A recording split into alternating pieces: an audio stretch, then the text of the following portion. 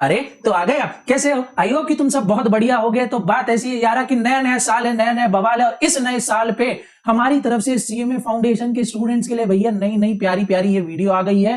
Trust me, बहुत ही ज्यादा requested, most requested video ये है भैया। कौन सी वीडियो है, कौन सा चैप्टर आज हम करने वाले हैं, तो आपको दिख रहा होगा आपकी स्क्रीन के ऊपर कि आज हम कवर करने वाले हैं आपके फाउंडेशन के पेपर 1 का स्टडी नोट नंबर 9, ठीक है, जो कि बात करता है मैनेजमेंट प्रोसेस के बारे में। ठीक है, तो जिन लोगों ने थोड़ी भी अपनी मॉड्यूल पलटा के देखी होगी तो उनको पता होगा कि भैया ये जो चैप्टर है ना, हाथी जितना बड़ा चैप्टर है। ठीक है, तो हम इसको बिल्कुल कवर करने वाले। कैसे कवर करेंगे? एकदम छोटे छोटे चीटी जैसे पार्ट में हम इसको कवर करने वाले। तो ये जो टोटल पूरा हमारा स्टडी नोट है, स्टडी नोट नंबर 9, या मैं कह लूं ये जो चैप्टर है, इसको अपन टोटल 8 पार्ट्स में जो है कवर करने वाले हैं। सारे part line by line time time पे आते रहेंगे। तो भैया उसके लिए चैनल को सब्सक्राइब करना तुम्हारा बहुत ज्यादा जरूरी है, वरना कोई एक पार्ट आ जाएगा आपको नोटिफिकेशन नहीं पहुंचेगी। और नोटिफिकेशन कैसे पहुंचेगी? बेल आइकन को भी दबा देना साथ में। ठीक है, तो मेक श्योर कि भैया चैनल सब्सक्राइब कर लो, बेल आइकन को हिट कर लो। लेटेस्ट वीडियो सीएमए फाउंडेशन के लिए भैया आपको और कहीं नहीं मिलने वाला है। ठीक है सर, ये वाली वीडियो जो है कौन से अटेम्प्ट के लिए वैलिड है, तो आज, ठीक है, अपलोडिंग डेट तुम देख लेना, डिस्क्रिप्शन खोलोगे अपलोडिंग डेट दिख जाएगी। उसके बाद जितने भी अटेम्प्ट होने वाले हैं सीएमए फाउंडेशन के, अनलेस कोर्स में आपके कोई चेंजेस नहीं होता है, ये वीडियो ये लेक्चर हर अटेम्प्ट के लिए वैलिड है। ठीक है, आपका अटेम्प्ट मई में होता है तो भी है, जून जुलाई अगस्त सितंबर, क्योंकि भैया कोविड का कुछ पता नहीं है कब आपका अटेम्प्ट हो जाए, दिसंबर में भी होता है, अगले साल 2023 में भी होता है। और अगर आपके कोर्स में कोई भी चेंजेस नहीं होते तो ये वीडियो बिल्कुल आपके लिए 100% वैलिड है, लेटेस्ट रिकॉर्ड है, सारी इसमें चीजें हमने डाल रखी है। क्लियर बात? हाँ जी सर, क्लियर बात हो गई। तो ठीक है भैया, अब ज्यादा लेट नहीं करते हैं, बातचीत बहुत हो गई। आई होप कि आपने चैनल सब्सक्राइब कर लिया होगा, वीडियो को भी लाइक कर देना। तो शुरू करते हैं अपना काम। जय श्री राम। ओके, तो सबसे पहले आते हैं इस चैप्टर के या हमारे स्टडी नोट के नाम पे। तो भैया स्टडी नोट नंबर 9 का नाम है अपना मैनेजमेंट प्रोसेस। ठीक है, ध्यान से देखोगे तो तुमको यहाँ पे 2 वर्ड दिखने वाला है। पहला है आपका मैनेजमेंट, दूसरा है आपका प्रोसेस। ठीक है, क्या है? पहला है मैनेजमेंट, दूसरा है प्रोसेस। यानी इस चैप्टर में, स्टडी नोट में हम 2 चीजों के बारे में पढ़ने वाले हैं कि भैया मैनेजमेंट होता क्या है, और दूसरा मैनेजमेंट का कंप्लीट प्रोसेस जो है वो क्या होने।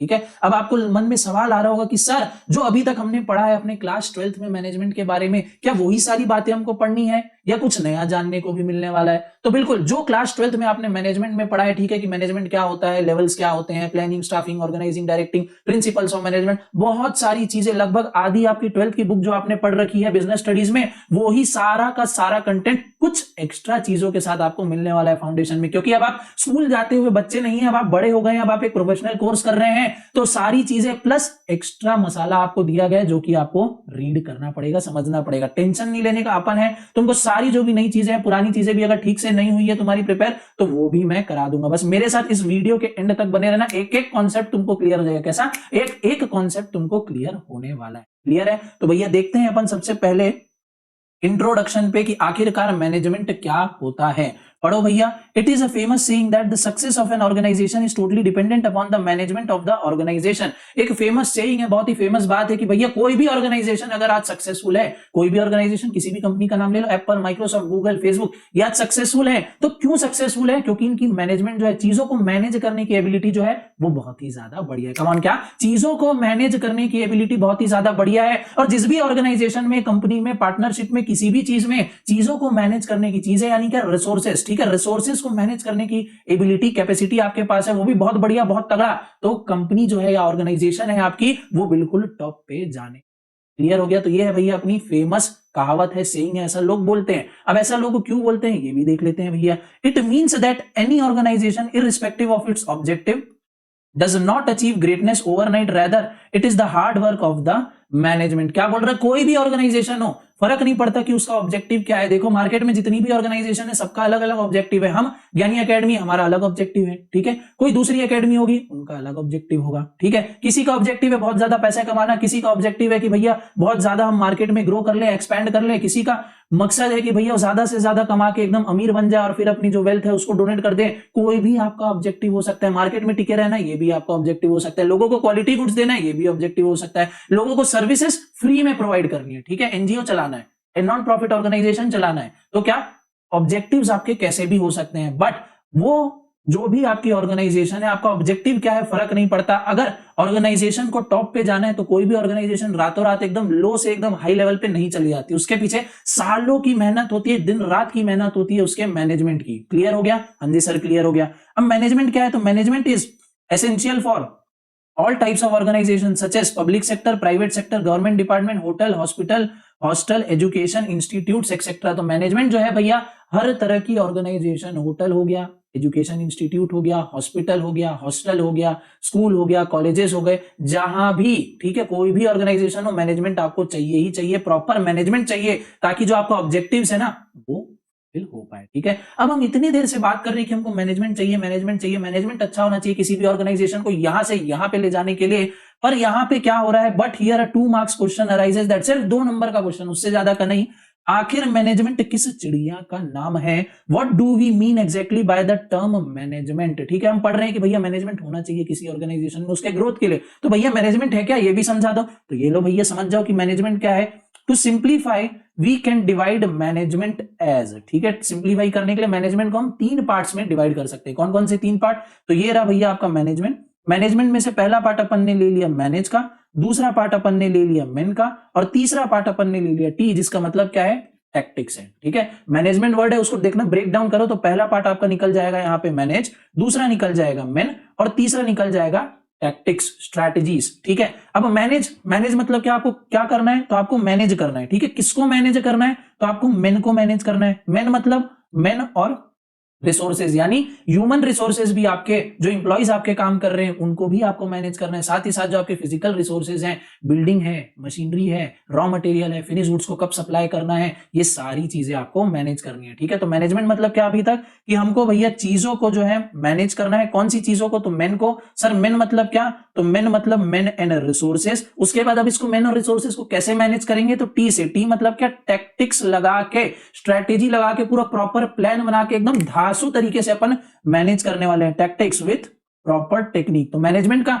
मीनिंग क्लियर हो गया, बिल्कुल सिंप्लीफाई एकदम इजी होगा कि मैनेजमेंट मतलब क्या, आपको मैनेज करना है। क्या मैनेज करना है? तो मेन और रिसोर्सेज को मैनेज करना है। कैसे करोगे? टेक्निक्स से आप मैनेज यहाँ पे करने वाले। क्लियर हो गया? मैनेजमेंट को एकदम सिंप्लीफाई करके मैंने यहाँ पे समझा दिया है। नीचे अगर देखें तो नीचे आपको कुछ डेफिनेशन, कुछ क्या, बहुत सारी डेफिनेशंस मिल जाएगी आपको मैनेजमेंट के ऊपर, क्योंकि देखो मैनेजमेंट क्या, एक रिटन लॉ नहीं है, किसी एक्ट में नहीं लिखा है कि मैनेजमेंट की यही डेफिनेशन है, मतलब यही डेफिनेशन। ठीक है, तो मैनेजमेंट क्या है, कोई भी अपनी तरफ से जो वो समझता है कि हाँ ये प्रॉपर मैनेजमेंट है, उसने अपने अपने हिसाब से डेफिनेशन दी थी। बड़े बड़े भैया जो बिजनेस एक्सपर्ट्स हुए, उन्होंने अपनी समझ से एक मैनेजमेंट की डेफिनेशन निकाली। वो सारी जितनी भी डेफिनेशंस है यहां पे आपको दी गई है, मोर और लेस जितनी भी डेफिनेशन है सब एक ही बात करते हैं। ठीक है, अलग अलग तरीके से। ठीक है, एक ही बात करते हैं अलग अलग तरीके से, कि मैनेजमेंट मतलब हमको रिसोर्सेज को मैनेज करना है जिससे हमारा वेस्टेज कम हो, प्रॉफिट बढ़ जाए, कंपनी का गोल जो है, टारगेट जो है वो अचीव हो जाए। ठीक है, कंपनी लॉन्ग रन में सस्टेन कर पाए, ऐसे ऐसे बस दूसरे थोड़े थोड़े वर्ड्स मिला के लोगों ने अपनी अपनी डेफिनेशन यहाँ पे बना दी है। मोर और लेस मीनिंग उसका वही निकल के आएगा जो हमने अभी ऊपर चार्ट। सर ये नोट्स चाहिए, नोट्स बिल्कुल मिल जाएंगे, डिस्क्रिप्शन में जाके देखना, टेलीग्राम चैनल का हमारा लिंक मिल जाएगा। ठीक है, उस लिंक को आप ज्वाइन हो गए, आपको ये पीडीएफ बिल्कुल बिल्कुल वहां पे मिल जाएगी। ठीक है, पर ये पीडीएफ आपको तभी मिलेगी जब हमारे सारे लेक्चर्स यानी सारे पार्ट इस पर्टिकुलर चैप्टर से रिलेटेड आ जाएंगे, तब मिल जाएगी। ठीक है, इसके अलावा हमने बहुत सारे मैनेजमेंट, इकोनॉमिक्स, एथिक्स का आपका पूरा पार्ट हमारे चैनल पे डाल रखा है। प्लेलिस्ट में जाना, आपको सेपरेट प्लेलिस्ट मिल जाएगी, वहां से भी आप देख के बाकी सारे चैप्टर्स भी अपने कवर कर सकते हैं। ठीक है, साथ ही साथ आपका कोई फ्रेंड सीए या सीएस वगैरह कर रहा हो क्लास 11 12th में, तो उनके लिए भी हमने बहुत सारी वीडियोस जो है ऑलरेडी अपडेट कर दी है, तो आप उनसे भी शेयर कर सकते हो। और हाँ, शेयर से यह याद आया भैया कि आप लोग का रिजल्ट हाल ही में आया है सीएमए का, उनमें से एक जन ने अपना रिजल्ट मेरे साथ शेयर किया था, जो आपको हो सकता है स्क्रीन पे अभी दिख भी रहा हो। तो ऐसे ही जो भी आप स्टूडेंट्स हैं हमारी वीडियोस देखते हैं, आपको कुछ बेनिफिट होता है, तो प्लीज जो आप अपने रिजल्ट्स हैं या आपको कैसा लग रहा है वीडियो देख के, वो हम तक जरूर पहुंचाएं। It really motivates us a lot. Okay, तो वापस आते हैं अब अपने टॉपिक पे, बहुत हो गई इधर उधर की बातें। हम देख रहे थे डेफिनेशंस ऑफ मैनेजमेंट, और इसमें मैंने आपको बताया ये जितने भी राइटर ऑथर हैं सबकी जो डेफिनेशन है मोर और लेस एक ही बात बोलती है। तो इसको वापस से रिपीट करने से, टाइम को स्ट्रेच करने से मतलब नहीं है। वीडियो को पॉज करना या नोट्स आपको मिल जाएंगे, उसमें से देख के इसको पढ़ लेना। अपन इसको स्किप कर रहे हैं। अच्छा, मैं स्किप कर रहा हूं क्योंकि मुझे यहाँ पे टाइम को मैनेज करना है, पर आपको बिल्कुल स्किप नहीं करना है यहाँ पे। ठीक है, हर आपको डेफिनेशन एक बार पढ़ना, और वो डेफिनेशन किसने दी है उसका नाम देख लेना।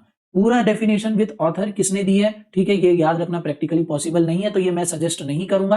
हालांकि क्वेश्चन इसमें बन सकता है कि ये डेफिनेशन किसने दी, ठीक है, बट क्योंकि बहुत सारे आपके 4 सब्जेक्ट्स हैं, आपको वो मेंटेन करके रखने हैं, उसमें बहुत सारे टॉपिक, सब टॉपिक, हेडिंग, दुनिया भर की चीजें, साथ ही साथ इतनी सारी डेफिनेशन बिल्कुल प्रैक्टिकली पॉसिबल नहीं है किसी भी स्टूडेंट के लिए याद रखना कि ये डेफिनेशन किस ने दी है, ठीक है। तो मैं आपको बिल्कुल सजेस्ट नहीं करूंगा कि आप इस चीज को रट सकते हो, याद कर सकते हो, समझ सकते हो तो बहुत अच्छी बात है, बट एक बार एग्जाम के पहले पढ़ के चले जाना, उससे ज्यादा टेंशन लेने की इसमें जरूरत नहीं है। उसके लिए भी एक छोटी सी ट्रिक बता देता हूं, ये देखना यहाँ पे आपको नाम मिल जाएगा कि ये डेफिनेशन किसने दी है हर जगह पे, उस नेम से आपको उसकी डेफिनेशन में कोई भी वर्ड एक असाइन कर लेना, और अगर इस तरीके से आप याद रख सकते हो तो बहुत बेटर है। याद नहीं भी रहता है तो भी कोई टेंशन वाली बात नहीं है, मैक्स टू मैक्स एक क्वेश्चन आएगा जो कि आप छोड़ सकते हो, नहीं तो तुक्का तो लगा ही सकते हो, ठीक है। छोड़ने के लिए तो मैं बिल्कुल नहीं बोलूंगा, एक तुक्का अच्छा खासा मार सकते हो। क्लियर है? हाँ जी सर क्लियर है। ये देखो भैया एकदम आधे एक पेज में तो डेफिनेशन ही डेफिनेशन है, तो इसलिए अपन इस पार्ट को स्किप कर रहे हैं और आते हैं सीधा नेक्स्ट टॉपिक पे, that is management, science, art या प्रोफेशन।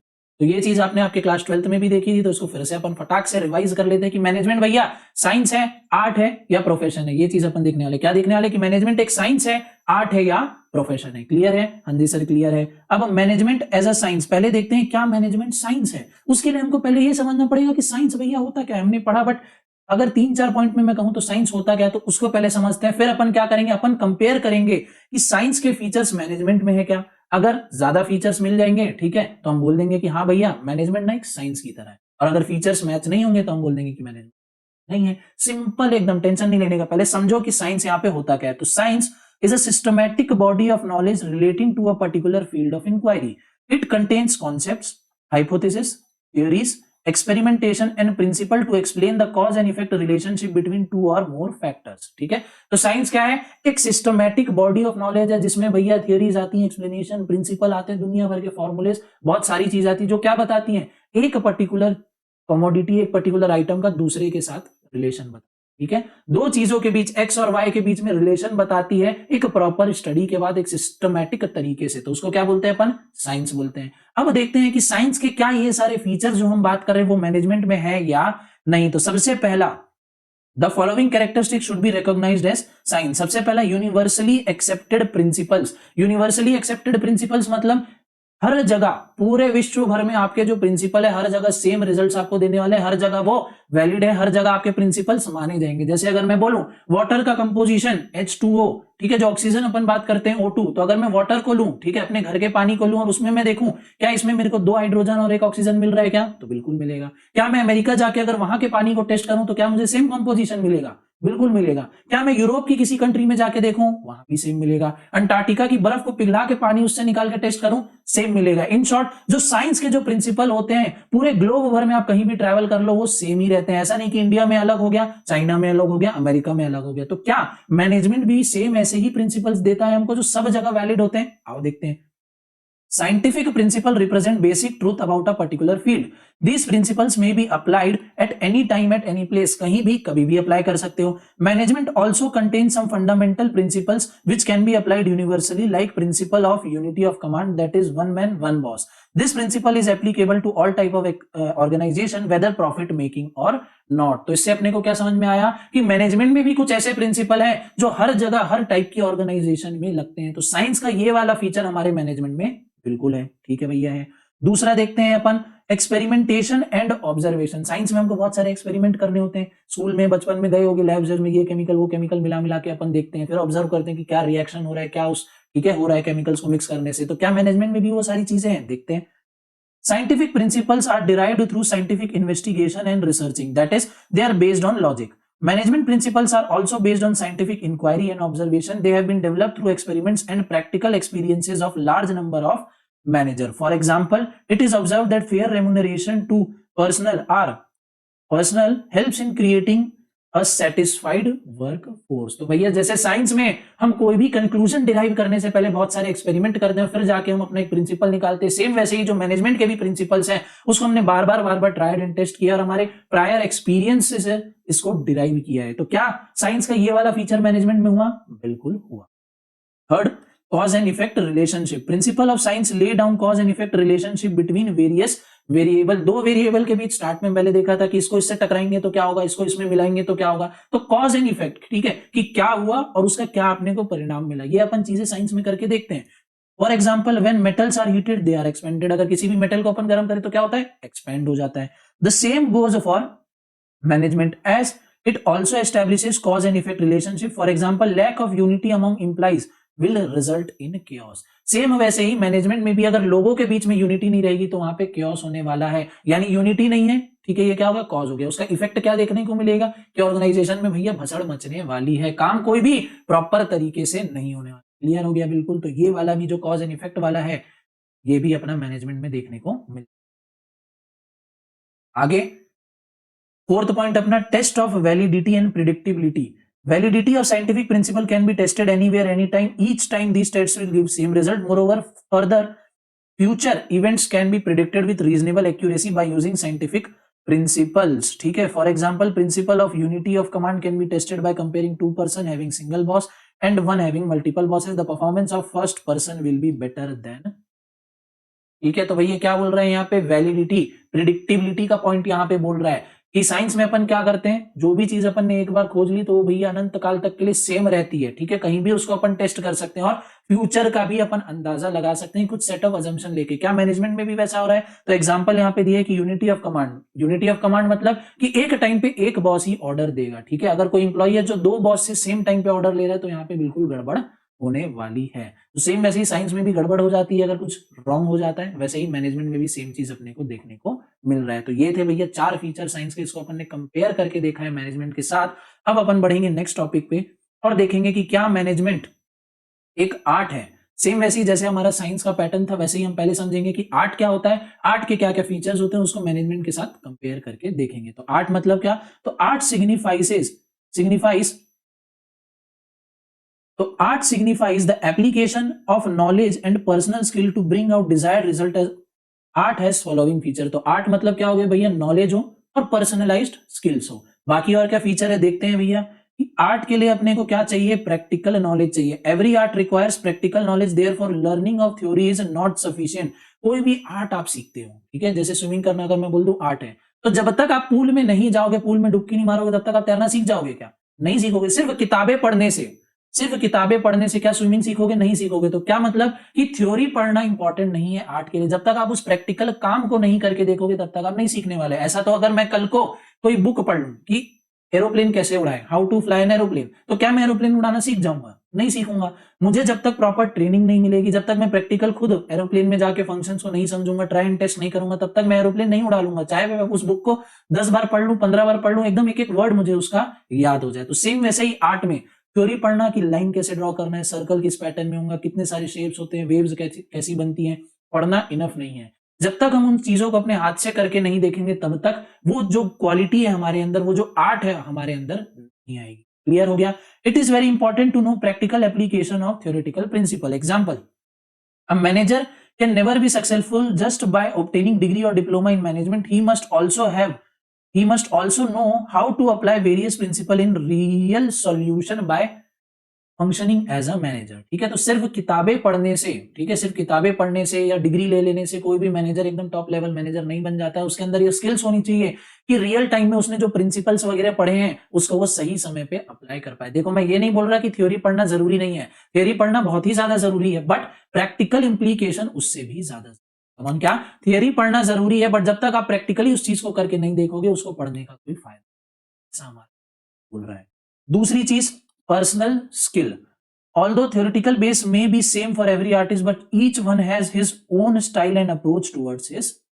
ठीक है, थ्योरेटिकल एस्पेक्ट जो है सब सेम जैसा पढ़ेंगे। अगर एक ही बुक मिल रही है मार्केट में तो सभी जो भी आर्टिस्ट हैं वही बुक पढ़ेंगे, बट जब वो एक्चुअल में उस चीज को करने जाएंगे, किसी काम को, किसी वर्क को करने जाएंगे, तो सबके अपने अपने अलग पर्सनल स्किल होते हैं। अगर मैं आपको बोलूं कि मुझे कोई भी ड्राइंग बना के दो, ठीक है, अगर मैं 10 लोगों को बोलता हूं कि मुझे ड्राइंग बना के दो, तो बट ऑब्वियस सी बात है कि 4 लोग उसमें ऐसे होंगे जो भैया वो वाली ड्राइंग बनाएंगे, बचपन में सीनरी वाली, 2 पहाड़, बीच में सन, फिर ऐसे नदी जाती हुई, साइड में घर।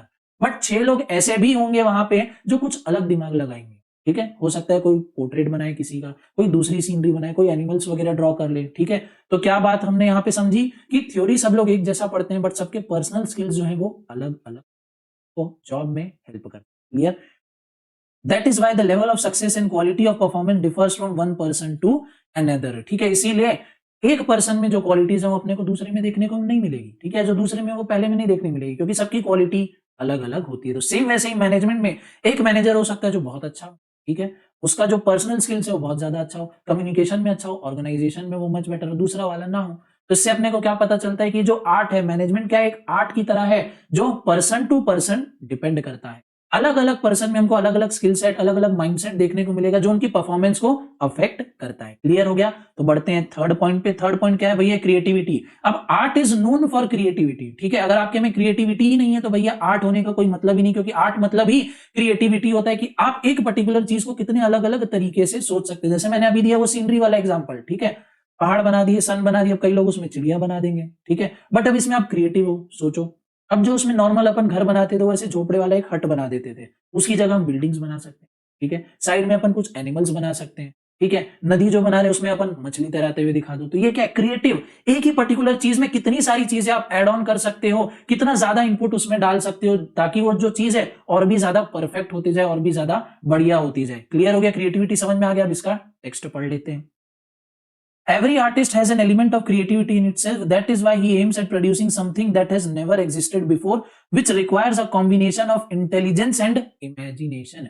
Intelligence और imagination का भैया प्रॉपर पूरा एकदम अच्छा वाला मिक्सचर होना चाहिए एक आर्टिस्ट के बीच में, तभी वो ऐसी चीजें क्रिएट कर पाएगा जो आज से पहले किसी ने नहीं की हो, ठीक है। ऐसी चीजें वो तभी क्रिएट कर पाएगा जब उसके पास प्रॉपर इमेजिनेशन हो, प्रॉपर इंटेलिजेंस हो, जो आज से पहले किसी के पास नहीं थी, किसी ने सोचा नहीं।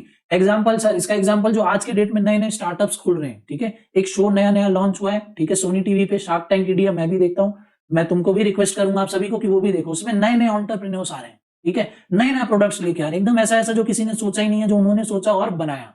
तो ये क्या है? हर किसी किसी के ऊपर डिपेंड करता है। कोई अलग टाइप का प्रोडक्ट ला रहा है, कोई अलग प्रॉब्लम सॉल्व कर रहा है, कोई एग्रीकल्चर रिलेटेड प्रॉब्लम सॉल्व कर रहा है, कोई कॉर्पोरेट हाउसेस की प्रॉब्लम सॉल्व कर रहा है, कोई सर्विसेज को स्मूथ बना रहा है, वो प्रॉब्लम सॉल्व कर रहा है। तो ये क्या इससे अपने को समझ में आ रहा है कि person to person creativity depend करती है, जिसकी जितनी ज्यादा इंटेलिजेंस और इमेजिनेशन वो कुछ उतना बहुत बड़ा अच्छा क्रिएट कर पाएगा। तो management is also creative in nature like any other art. तो मैनेजमेंट भी क्या है भैया? ये भी एक क्रिएटिव इन नेचर है। एक सिचुएशन में आप कैसा रिएक्ट करते हो, कैसे आप बेस्ट सॉल्यूशन फाइंड आउट करते हो, ये टोटल आपकी इंटेलिजेंस, इमेजिनेशन पे डिपेंड होता है, आपके माइंडसेट पे डिपेंड होता है। एक मैनेजर होगा जो कुछ दूसरे सॉल्यूशन देगा, दूसरा मैनेजर होगा दूसरे सॉल्यूशन देगा, ठीक है। तो ये कैसे दोनों मैनेजर अलग अलग सॉल्यूशन दे रहे हैं प्रॉब्लम का? क्योंकि उनकी क्रिएटिविटी, सोचने की जो क्षमता है अलग अलग है, अलग लेवल पे वो देखते हैं, प्रॉब्लम को समझते हैं और सोचते हैं। तो क्रिएटिविटी जैसे हमको आर्ट में चाहिए होती ताकि हम न्यू चीजें क्रिएट कर पाए, वैसे ही हमको मैनेजमेंट में भी चाहिए होती ताकि जो डिफरेंट डिफरेंट सिचुएशन है उसको हम प्रॉपरली सॉल्व कर पाए। क्लियर हो गया? हाँ जी सर, क्लियर हो गया।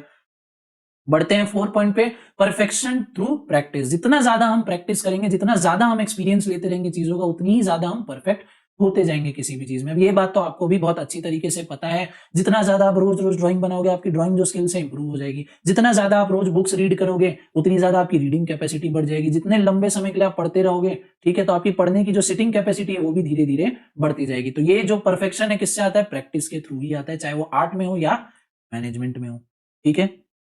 Fifth, goal oriented. Goal oriented क्या है? मतलब जो हमारा टारगेट है वो हमको अचीव करना है। आर्ट में भी हमारा कुछ टारगेट होता है कि हमको भैया पोर्ट्रेट बनाना है बढ़िया सा, ठीक है, तो हमारे पास टारगेट हो गया कि ये पर्सन हमारे सामने है या ये ऑब्जेक्ट हमारे सामने, इसको अपने को ड्रॉ करना है।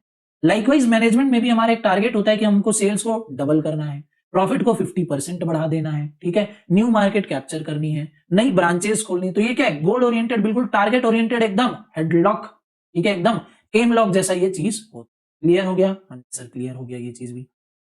अब आगे देखते हैं अपन, management as both science and art. क्या है ये टॉपिक? पढ़ते हैं इसको। Management is both an art and a science. The above mentioned points clearly reveals that management combines features of both science as well as art.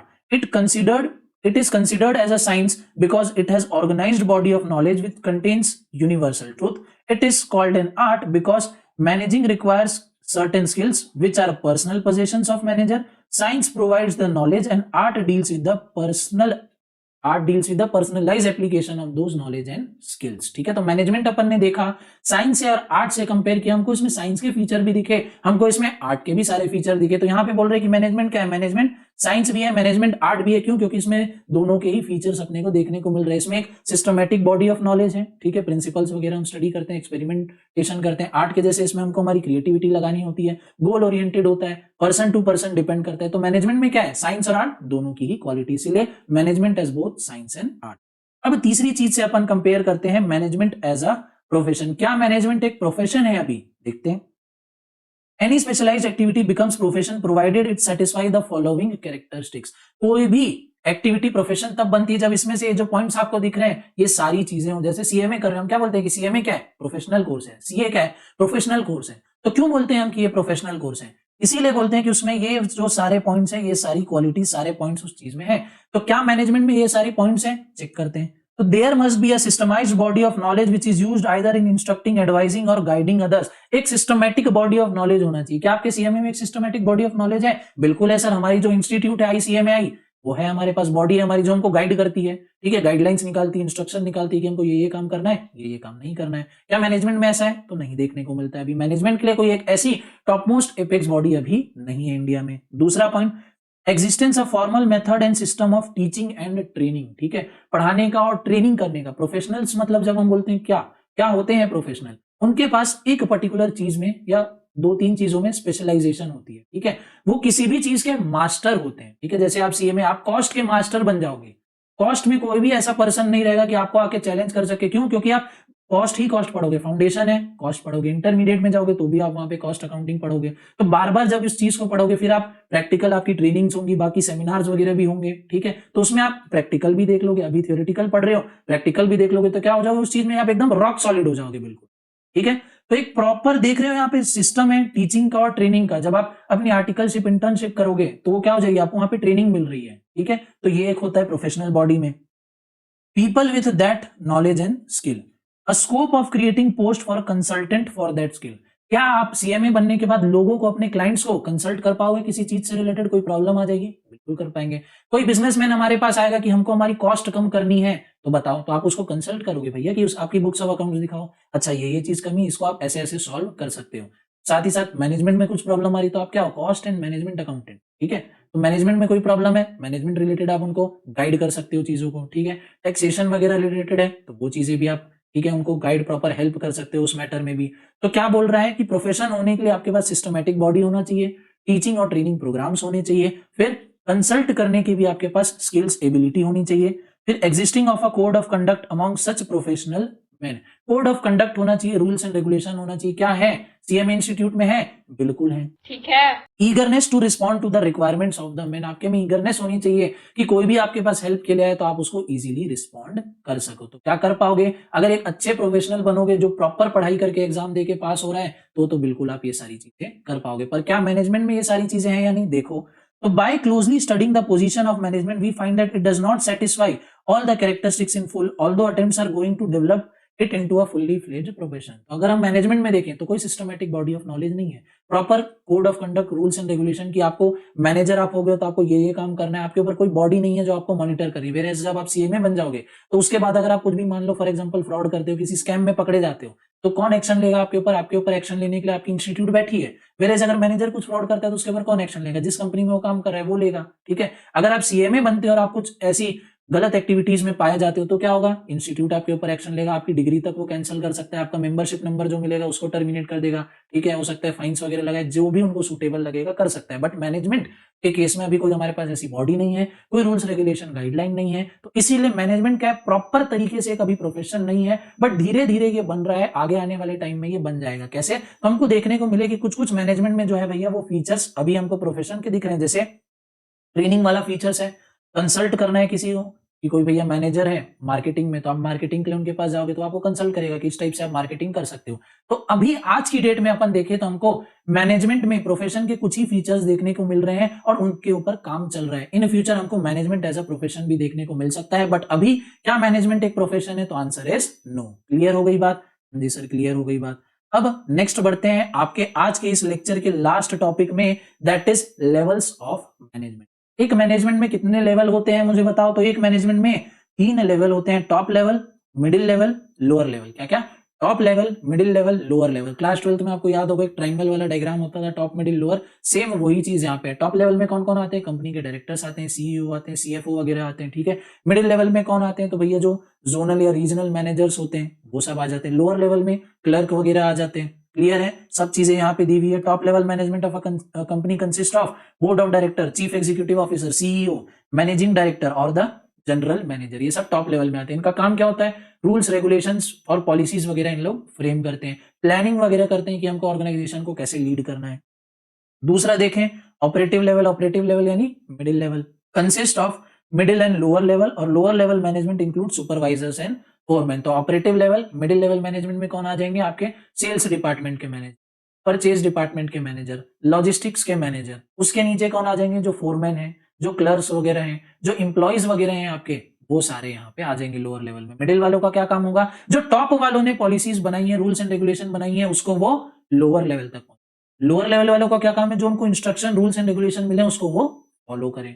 ठीक है, clear हो गया हमारे लेवल्स ऑफ मैनेजमेंट क्या क्या? Top, middle, lower. टॉप में कौन कौन आएंगे? बोर्ड ऑफ डायरेक्टर, सीईओ, सब बड़े बड़े लोग। क्या काम करेंगे? रूल्स रेगुलेशन, पॉलिसी वगैरह बनाएंगे। मिडिल लेवल वाले क्या करेंगे भैया, और कौन होते हैं? तो इसमें regional manager, sale, purchase department के मैनेजर्स आ जाएंगे, जो क्या करेंगे? टॉप लेवल ने जो रूल्स एंड रेगुलेशंस बनाए हैं, जो फ्रेम किए हैं रूल्स एंड रेगुलेशन, उसको ये लोअर लेवल तक पहुंचाएंगे। लोअर वाले क्या करेंगे? उन चीजों को फॉलो करेंगे ताकि ऑर्गेनाइजेशन प्रॉपर डायरेक्शन में बढ़ सके और जो टारगेट है हमारा वो अचीव हो। क्लियर हो गया?